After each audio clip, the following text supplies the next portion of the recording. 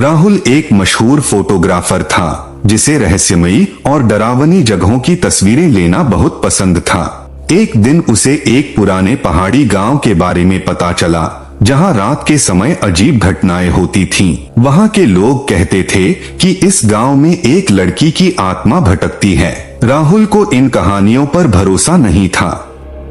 वह अपने कैमरे के साथ गांव पहुंचा और वहां के खूबसूरत नजारों को कैद करने लगा। शाम ढलने लगी और जैसे ही राहुल गांव के पास वाले सूखे कुएं के पास पहुंचा, उसने एक लड़की को सफेद साड़ी में खड़े देखा। वह लड़की बहुत खूबसूरत थी। उसकी काली गहरी आंखें और मासूम मुस्कान किसी को भी आकर्षित कर सकती थीं। लड़की ने कोमल आवाज में पूछा, तुम इस गांव में नए हो? राहुल ने जवाब दिया, हाँ, मैं यहाँ फोटोग्राफी के लिए आया हूँ। लड़की ने हल्की मुस्कान दी और कहा, यहाँ रात को ज्यादा मत घूमना, कुछ चीजें वैसी नहीं होती जैसी दिखती हैं। राहुल ने हंसते हुए पूछा, तुम भी इस गांव में रहती हो? लड़की ने गहरी नजर से उसे देखा और बोली, शायद हाँ, शायद नहीं। और यह कहकर वह अंधेरे में गायब हो गई। राहुल हैरान रह गया कि वह इतनी जल्दी कहाँ चली गई। रात को राहुल अपने होटल में सोने चला गया। आधी रात को दरवाजे पर धीरे धीरे दस्तक हुई। उसने डरते हुए पूछा, कौन है? लेकिन कोई जवाब नहीं आया। दस्तक जारी रही। राहुल ने हिम्मत करके दरवाजा खोला। बाहर कोई नहीं था, लेकिन फर्श पर गीले पैरों के निशान थे जो सीधे उसके कमरे के अंदर आ रहे थे। उसका दिल जोर से धड़कने लगा। उसे ऐसा लगा जैसे कोई उसकी गर्दन के पास खड़ा हो। जब उसने पलटकर देखा तो रूही उसके ठीक सामने थी।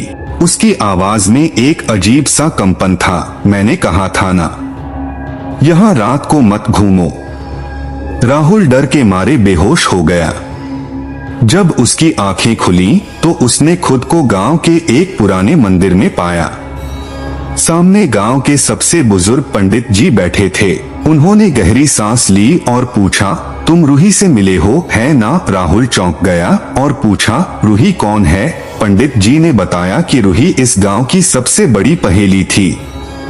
आज से 20 साल पहले वह गांव की सबसे खूबसूरत लड़की थी, लेकिन एक दिन उस पर डायन होने का झूठा आरोप लगा दिया गया और गांव वालों ने उसे कुएं में फेंक दिया।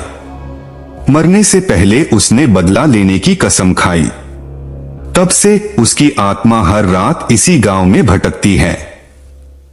जो भी उससे प्यार करता है वह हमेशा के लिए गायब हो जाता है। यह सुनकर राहुल के रोंगटे खड़े हो गए। अब राहुल के मन में एक सवाल था, क्या रूही सच में सिर्फ बदला लेने वाली आत्मा थी या उसमें कुछ इंसानियत भी बाकी थी? वह अगले दिन फिर उसी कुएं के पास गया और रूही को पुकारा। धीरे धीरे धुंधली परछाइयां बनने लगी और रूही उसके सामने आ गई। राहुल ने कांपती आवाज में पूछा, तुम सच में एक आत्मा हो? रूही की आंखों से आंसू बहने लगे।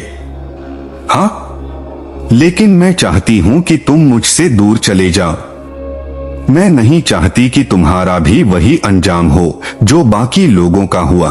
लेकिन राहुल अब रूही से प्यार करने लगा था। उसने रूही से कहा, अगर मैं तुम्हें मुक्त करने का तरीका ढूंढ लूं तो क्या तुम मुझसे शादी करोगी? रूही चुप रही, लेकिन उसकी आंखों में एक उम्मीद की किरण झलकने लगी। राहुल ने पंडित जी से मदद मांगी।